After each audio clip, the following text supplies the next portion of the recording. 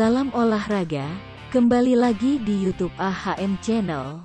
Sebelum melanjutkan menonton video ini, jangan lupa dibantu subscribe, like, komen dan share-nya untuk mendapatkan video-video terbaru di channel ini.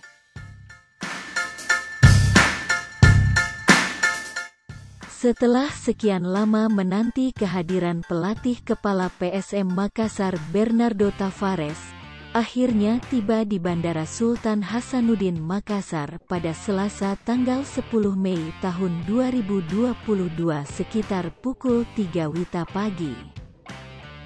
Bernardo tak sendirian. Seperti janjinya, ia membawa salah seorang asisten pelatih bernama Paulo Renato Goncalves Duarte. Setelah tiba, selanjutnya akan dilakukan perkenalan pemain.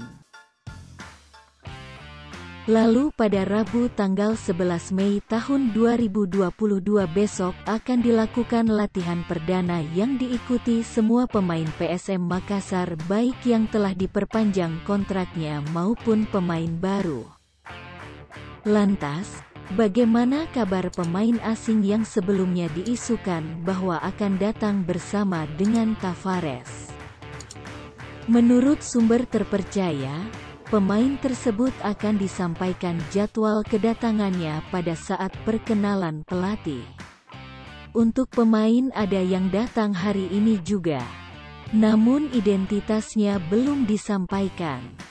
Kecuali kalau pelatih atau Pak Api yang sampaikan pas perkenalan nanti ke media, imbuhnya. PSM saat ini memang belum umumkan skuad anyarnya arungi dua kompetisi mendatang. Namun, sejumlah wajah lama dipastikan tetap bertahan.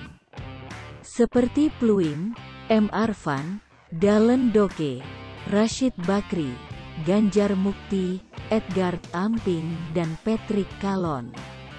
Nama lainnya akan menyusul untuk disampaikan ke publik.